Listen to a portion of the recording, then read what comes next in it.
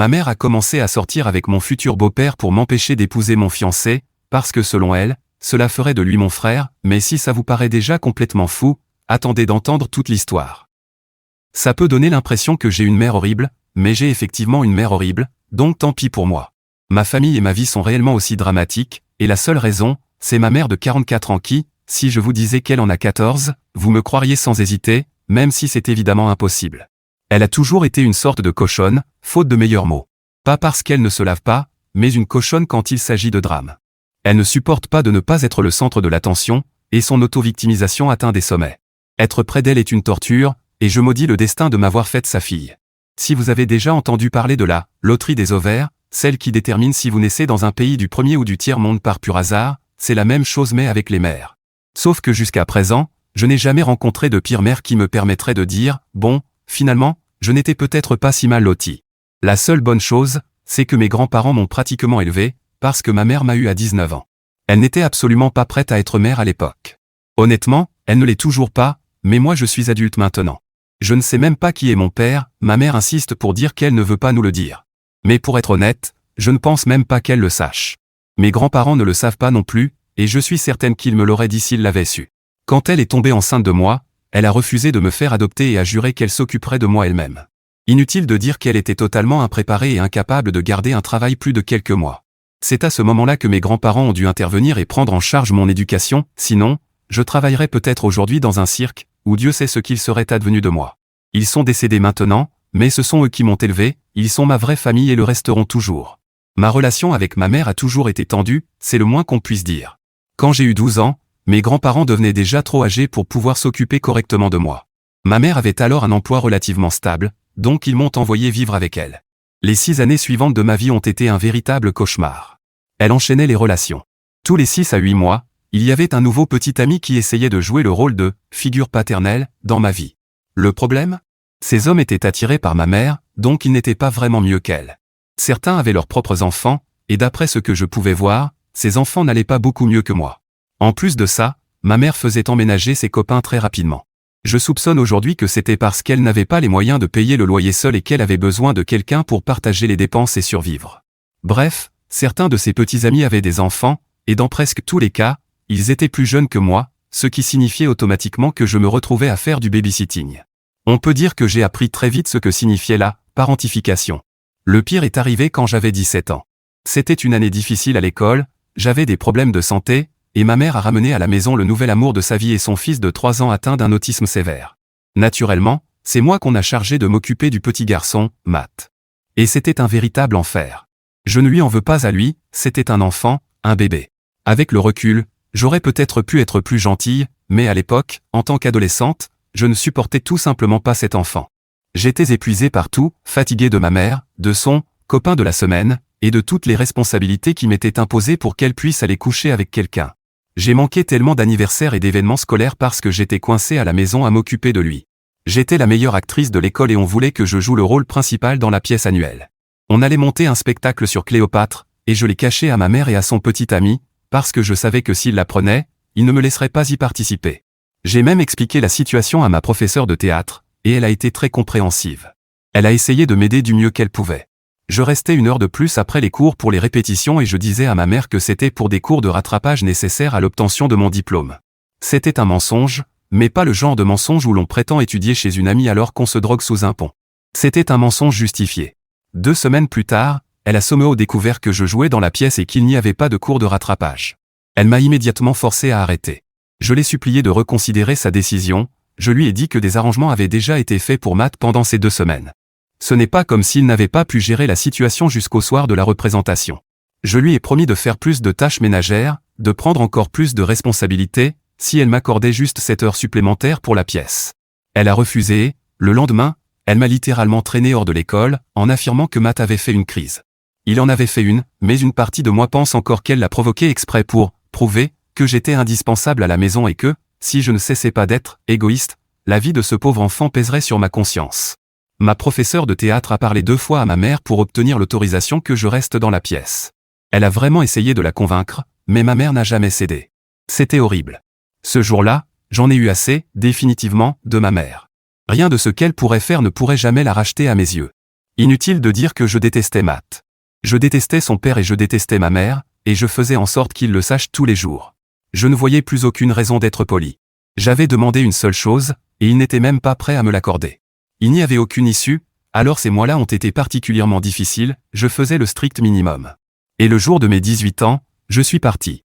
Je suis allé vivre chez une amie. Ses parents savaient ce qui se passait et m'ont énormément soutenu. J'ai laissé un mot à la maison disant qu'il n'y avait aucune raison de me chercher et que je ne reviendrais pas. De toute façon, il n'y avait aucun moyen légal de me forcer à rentrer. C'est la dernière fois que j'ai parlé à ma mère jusqu'à l'année dernière. Je n'ai eu aucun contact avec elle ni avec aucun autre membre de la famille. Mon ami et sa famille sont devenus, en pratique, ma famille. J'ai fini par quitter cette ville, et aujourd'hui je vis dans une autre avec mon fiancé, Noah. Tout allait bien, jusqu'à la semaine dernière, évidemment. Je suis fiancé à Noah depuis environ 1 an et nous nous marions dans 6 mois.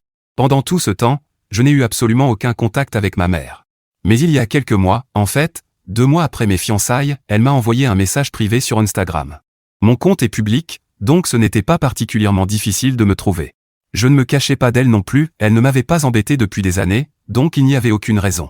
C'était étrange et j'ai envisagé de ne pas répondre du tout.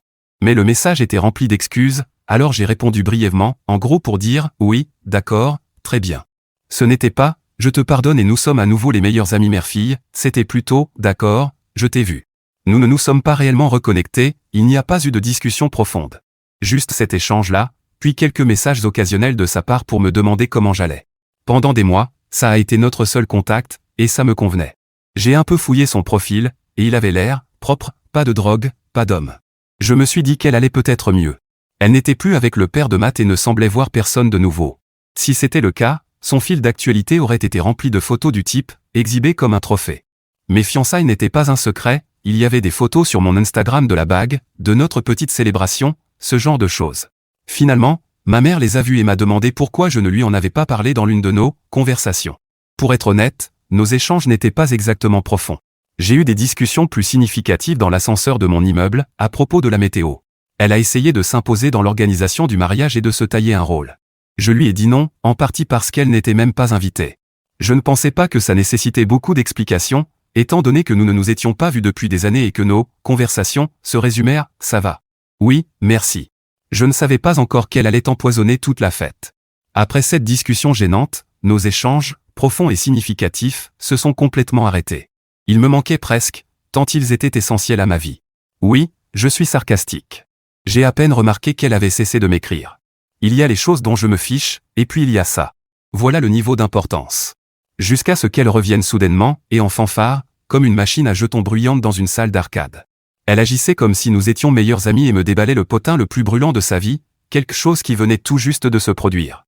En résumé, elle m'a dit qu'elle aimait vraiment un homme et qu'elle voulait aller plus loin avec lui.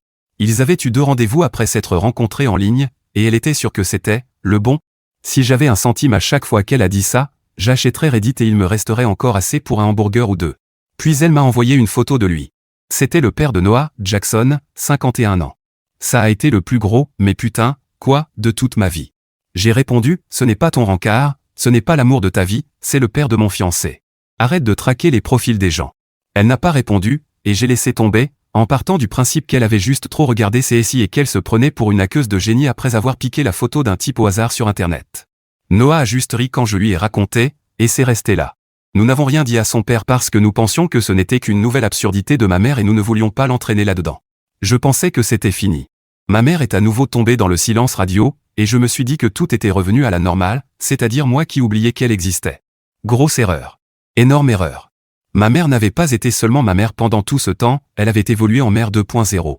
Ce qui n'est pas une amélioration, juste un boost de tout son narcissisme, son sentiment de droit, son sens du drame et sa victimisation. Le pire, elle avait maintenant plus de puissance de feu. Un jour, alors que nous rendions visite à mon futur beau-père, nous avons eu une petite discussion et découvert que lui et ma mère sortaient réellement ensemble et qu'ils trouvaient la situation hilarante.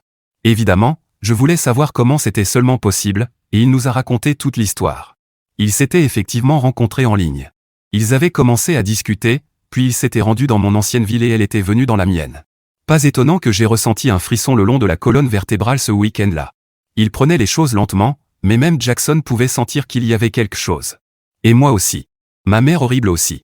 Il n'avait pas fait le lien avant que je lui dise qu'elle était ma mère, parce qu'il ne la suivait pas, et heureusement je ne lui ressemble pas tant que ça. Même si, connaissant ma mère, j'ai maintenant débloqué un nouveau traumatisme, l'idée qu'elle ait pu me voler à la maternité. Nous nous sommes assis avec lui et avons essayé calmement de lui expliquer que sortir avec ma mère était une très mauvaise idée. Son fils lui a dit, « Tu as déjà vu un film avec une sorcière? Tu en fréquentes une. Fuis. Fuis tant qu'il est encore temps. » Nous crions, nous faisions de grands gestes, tout ce qu'il fallait pour essayer de lui faire comprendre. À un moment donné, mon fiancé l'a attrapé par les épaules et l'a secoué. Mais il riait simplement. Il a toujours été très détendu, comme si ce n'était pas grave. D'après tout ce qu'il savait jusque-là, elle ne semblait pas si terrible. C'est exactement ce que les gens disent dans les films d'horreur, elle ne peut pas être si dangereux, Quelques secondes plus tard, coup de hache dans la tête.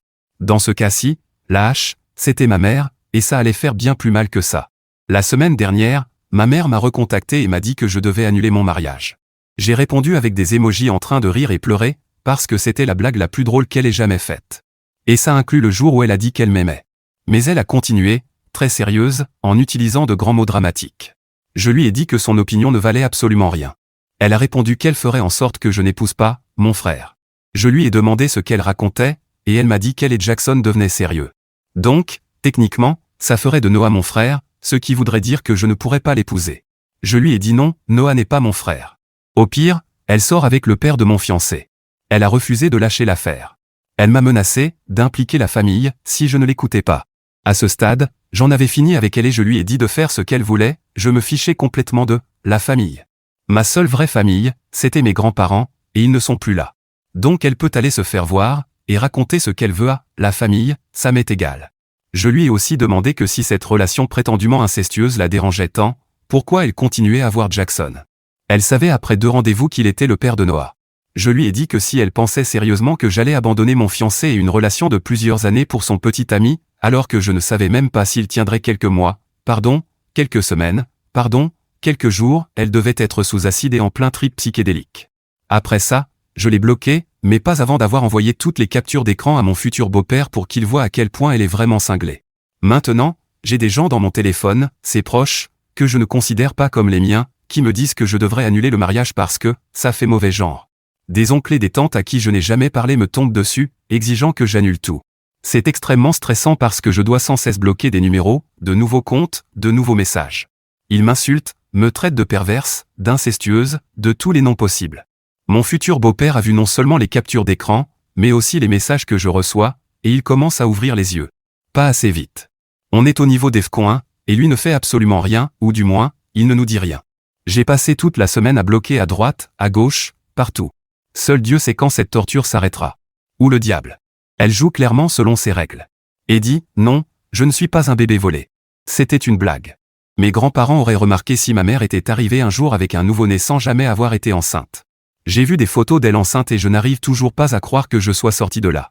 Honnêtement, rien ne devrait sortir de là. Ni entrer, d'ailleurs, mais certains hommes cèdent à la tentation. Mise à jour 1. Noah s'est dit qu'avoir quelque chose de plus concret que de simples captures Instagram pourrait nous aider, alors nous avons décidé d'une mission à haut risque, parler à ma mère.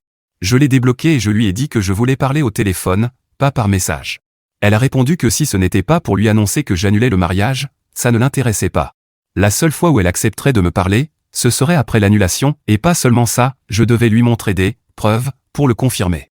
Rien qu'un petit logiciel de retouche photo ne puisse arranger. J'ai trouvé en ligne un reçu de gros acomptes de mariage au hasard et je l'ai modifié pour qu'il apparaisse comme annulé. Aucune idée de ce que la personne originale avait acheté, mais le montant correspondait à ce dont nous avions besoin. Elle a été incroyablement odieuse au téléphone et m'a dit que si je n'avais pas annulé le mariage, je serais morte pour elle. Quand elle découvrira la vérité, ce sera le plus beau jour de ma vie. Selon elle, ce serait parce que je ne pourrais pas affronter la société, après avoir épousé mon frère. Je lui ai dit de se calmer, de prendre un tranquillisant pour cheval, et il m'a fallu chaque gramme de patience que j'avais pour ne pas lui hurler dessus. J'ai dû faire semblant d'être compréhensive et empathique alors que tout ce que je voulais, c'était remonter le temps, attraper un téléphone à fil et l'étrangler avec pendant qu'on parlait. Bref, j'ai essayé de raisonner calmement avec elle, parce que je savais au fond de moi que ce n'était pas la vraie raison pour laquelle elle ne voulait pas que j'épouse Noah, je voulais qu'elle le dise. Je me suis dit, traite ça comme une scientifique qui étudie des chimpanzés, il te faut de la patience. J'ai tout fait pour la pousser à l'avouer, mais elle faisait très attention à ses mots. Finalement, c'est sorti, et la vraie raison était exactement aussi égocentrique que je l'avais imaginé. Elle ne voulait pas que je me marie parce qu'elle voulait être la première. Elle ne l'a pas dit clairement au début. Elle a dit que je ne méritais pas d'être une mariée et d'avoir un mariage alors que ma propre mère n'en avait jamais eu. Je lui ai demandé ce qu'elle voulait dire, mais elle s'est refermée. Alors j'ai insisté. Et tout le poison est sorti. Comme un énorme bouton rempli de pu, plus on appuie, plus la crasse déborde. Elle a dit que je n'avais aucun droit d'être heureuse et d'avoir une vie en ordre alors qu'elle s'était cassé le dos à subvenir aux besoins d'un enfant ingrat comme moi. Et que si j'avais la moindre honte, j'annulerais le mariage et la laisserais être la première à se marier. Je l'ai traitée de délirante et je lui ai dit qu'elle n'avait jamais travaillé dur pour s'occuper de moi. Pendant 12 ans, j'ai été élevé par mes grands-parents. Elle n'a pas dépensé un centime pour moi pendant tout ce temps. Et quand j'ai fini par vivre avec elle, elle s'est servie de moi comme d'une nounou gratuite pour les enfants de ses petits amis. Quand je l'ai confrontée à cette vérité, elle a complètement perdu les pédales. Elle hurlait au téléphone comme une folle, ce qu'elle est, en m'insultant de tous les noms possibles. Je ne vais pas faire semblant d'avoir été une sainte, je suis descendu à son niveau et j'ai fait preuve de créativité moi aussi. Elle a dit que je lui avais volé sa vie et que maintenant je lui volais sa chance d'être une mariée. Apparemment, elle avait demandé à Jackson une pause. C'était une nouveauté pour nous. Je lui ai dit qu'elle avait gâché sa vie en tombant enceinte si jeune, puis en ne se reprenant jamais, et que sa qualité de vie et l'absence totale de relations amoureuses stables étaient entièrement de sa faute, et de celle de personne d'autre. Il y a une raison pour laquelle tous les hommes la quittent. D'abord, parce qu'elle choisit des hommes horribles, désolé, beau papa, mais si tu tombes amoureux de ma mère, tu mérites un peu ce qui t'arrive. Ensuite, parce que c'est un cauchemar égoïste et narcissique qui a déplacé son cerveau dans son vagin et l'y a laissé. J'ai raccroché et je l'ai bloqué à nouveau. J'étais folle de rage, mais j'avais tout enregistré. Nous avons réécouté l'appel ensemble, et Noah n'a pas pu s'empêcher de rire, de ma mère, mais aussi de moi. Il ne m'avait jamais vue aussi furieuse ni entendu jurer comme un routier après un service de 12 heures sans café. Il a plaisanté en disant que je devrais lui donner des cours particuliers avant le prochain match de basket de son boulot, parce qu'il devait améliorer son trash talk. Moi, je ne trouvais pas ça drôle. Je me suis toujours considéré comme quelqu'un qui jure le moins possible, même si ça m'arrive. Mais ma mère a ce don, elle peut faire sortir ça de n'importe qui. Ensuite, nous sommes allés parler à Jackson.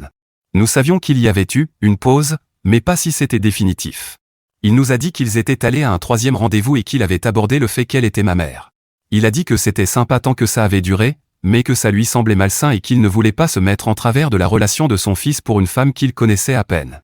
Ma mère a interprété ça comme « on prend un peu de distance », tandis que mon beau-père a compris ce que toute personne normale aurait compris, que c'était terminé. Nous n'avons aucune idée des mensonges qu'elle raconte aux autres. Mais Noah et moi avons décidé que c'était la dernière fois que nous nous mêlions de son chaos. Mise à jour 2. Tout allait de nouveau bien, jusqu'à ce que je reçoive un appel d'un numéro inconnu. J'ai eu le pressentiment que c'était elle, alors j'ai répondu. J'étais d'humeur à écouter un peu de folie et à en rire. À l'autre bout du fil, c'était une hystérie hurlante à l'état pur, elle me traitait de jalouse et disait que j'avais ruiné sa vie depuis le jour de ma naissance.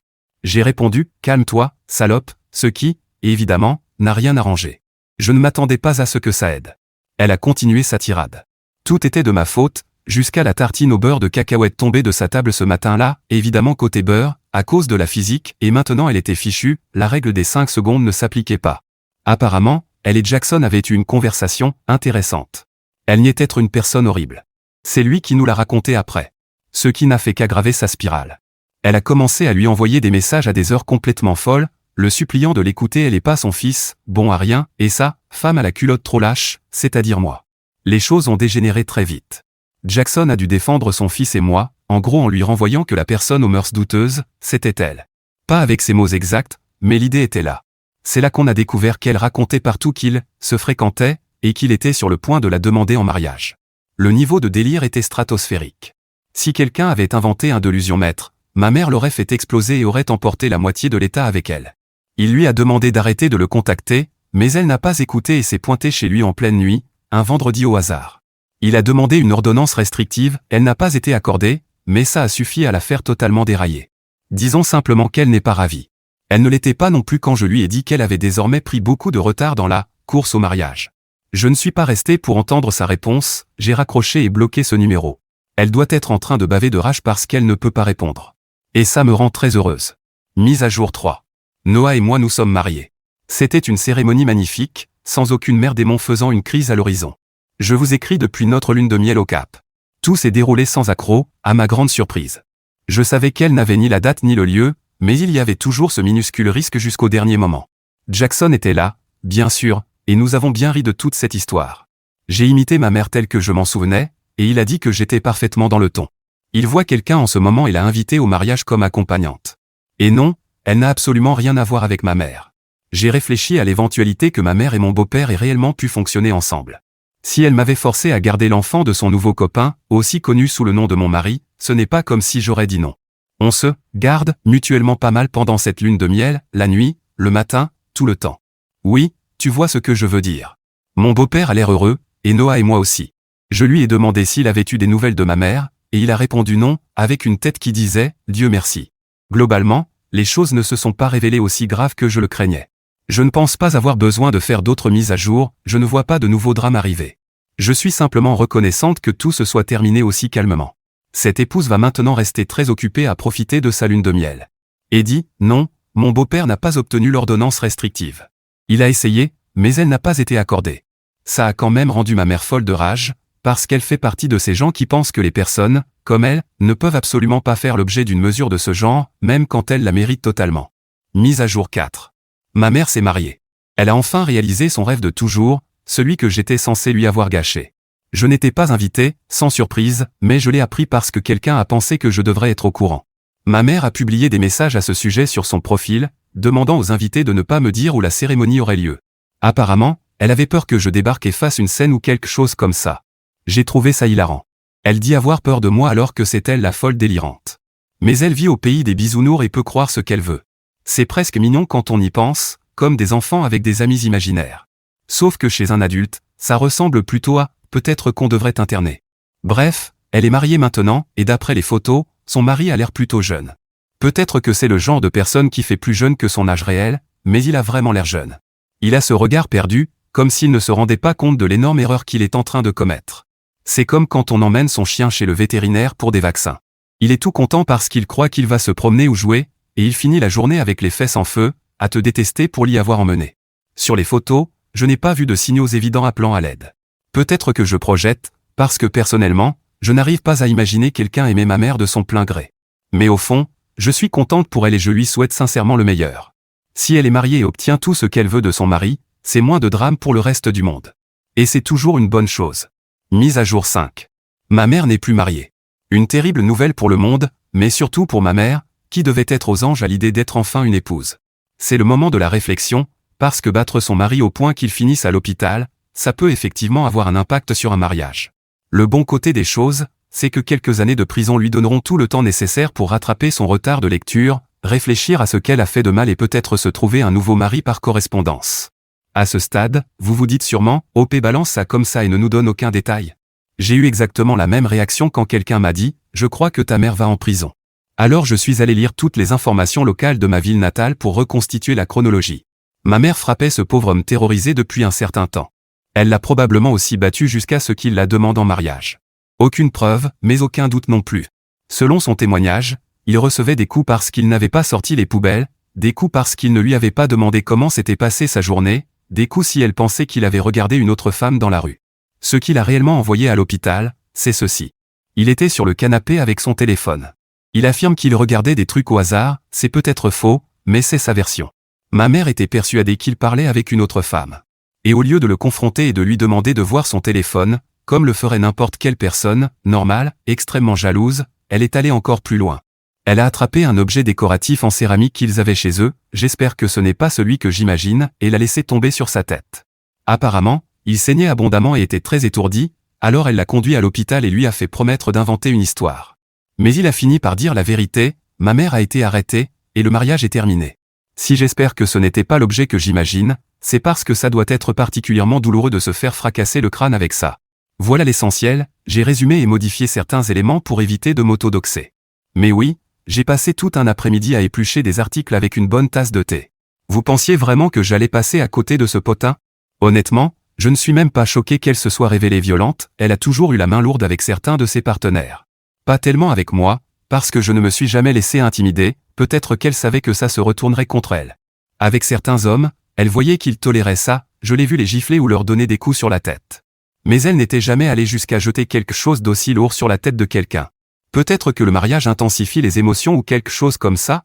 Bref, pour ma mère, c'était soit un établissement psychiatrique, soit la prison. À ceux qui avaient parié sur la prison, félicitations, vous avez gagné.